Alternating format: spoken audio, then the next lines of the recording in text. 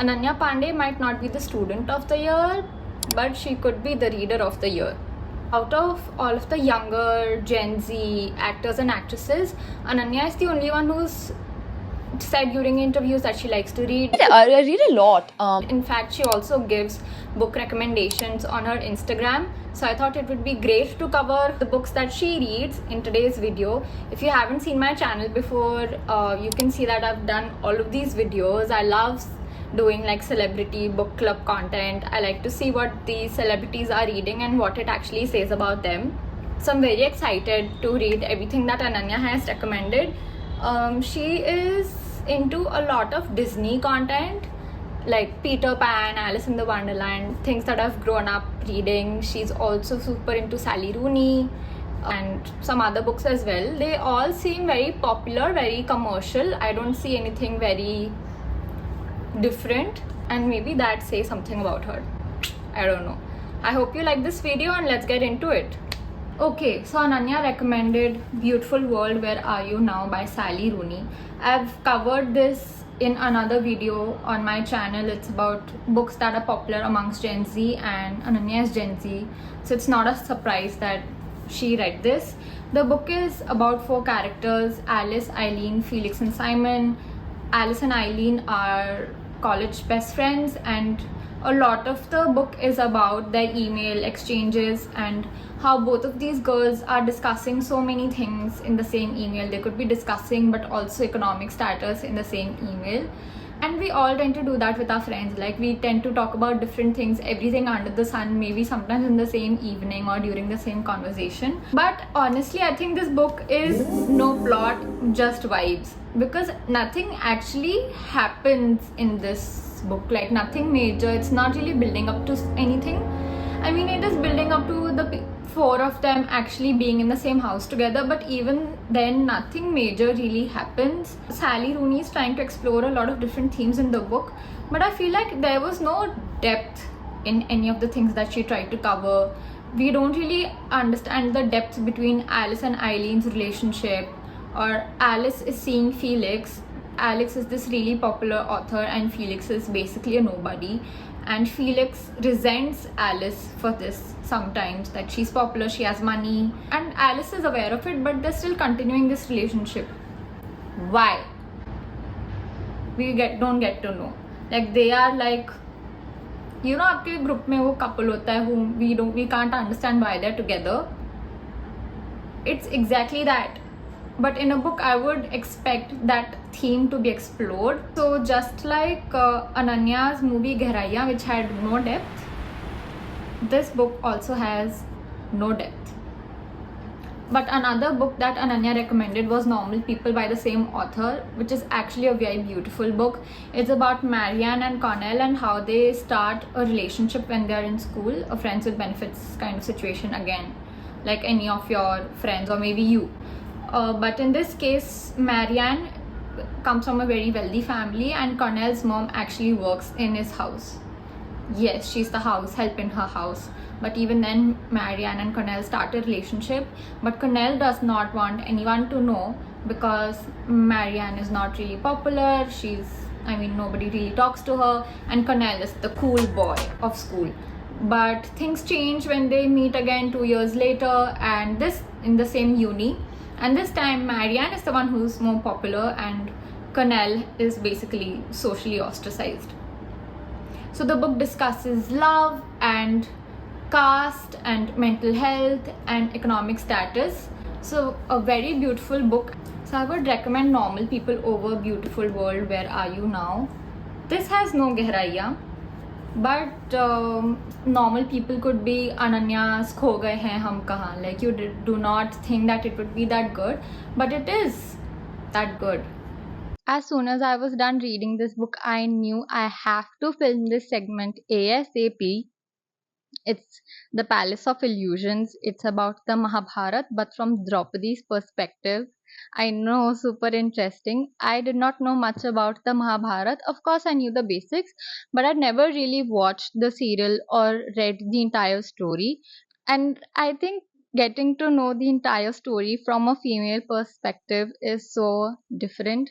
Of course, it's all fiction, One thing that I really liked about the writing was it was so detailed. The author not only described what Draupadi was seeing, but her possible thoughts, emotions, and motivations of doing certain things. The book follows Draupadi from her childhood to essentially her death. There were so many characters that I did not know about, and the author definitely takes a lot of creative freedom in the book. She's exploring what maybe Draupadi felt about Krishna and Karna. I knew nothing that there were so many folktales around Draupadi liking some other man. One thing I understood definitely was you could have 5 husbands, 5 men, and even 5 men together cannot protect you. Like ये चीज मुझे समझ आ गई है book से. I'm kidding. Please don't come for me. But in the book, it was so weird for me to read. Whenever she would constantly say my husbands.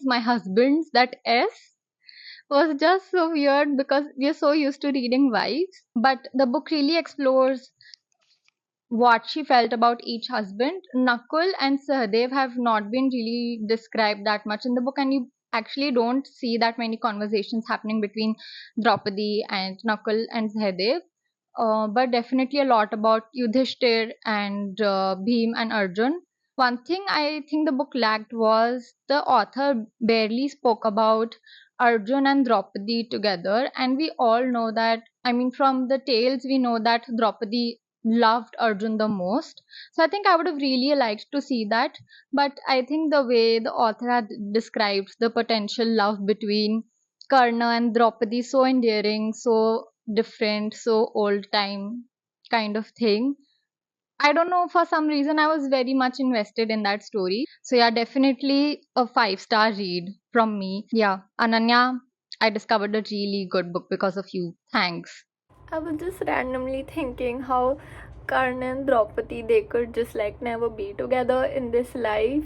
I don't usually record myself crying, but I just wanted to tell people that this book has, I mean, really, I know that the story between Karna and Draupadi is fictional and all that, but it just feels so sad that they couldn't be together. And Draupadi felt so lonely all her life, even when she had husbands and kids and a loving brother. Like, and how so many Indian women still feel that way, where they, despite of having so many people around them, they feel lonely and they do so much for their families. Like Draupadi went into exile and she had to have 5 husbands. And I'm rambling, but it's a good book. It's sometimes when you go back and just think about the things that you've read, to me it is one of those books that I'll always remember. I'm so stupid. Okay, the next one is The Forest of Enchantments. I know we're asked not to judge a book by its cover, but it's very hard to do that when a cover is as gorgeous as this. I mean, can you see the gold foiling, like the gold detailing on it? I love it. And it's from the same author who's written Palace of Illusions. But I mean, this cover is so much more gorgeous. I think because after the success of the Palace of Illusions, HarperCollins published this book, and I think that's the reason why this cover is so much more beautiful. Just my assumption, I don't know. I haven't done any research on it. But the Forest of Enchantments is basically the Ramayana, but from Sita's perspective. So you can call it Sitayan. Throughout the book, Sita talks about love and how each event shaped her understanding of love. The book talks a lot about the love that Sita and Ram had for each other. And it does show how Sita always felt like there were times in her life when women were not treated very fairly, and how even in the end, Ram was such a devoted husband, but he prioritized his praja over his family, how she had to go into exile because people were making gossip and rumors about her time in Lanka. The book does not only cover what Ram and Sita had, but also the other women that are featured in the Ramayana. That is Ram's biological mother, his stepmother Kaikeyi, Sita's mother, Sita's sisters, and all the other women that Sita comes across. So this book is not just about Sita, it's about every woman who was in the Ramayana and what impact they had on her story. I felt like the book did not really describe Sita's relationship with other characters like Lakshman. Lakshman was with them for 14 years in exile, but you barely see any dialogues or any scenes between the two of them. I think I would have liked to know a little bit about that. And Lakshman has so much respect for her. He calls her sister, bhabhi, all that. But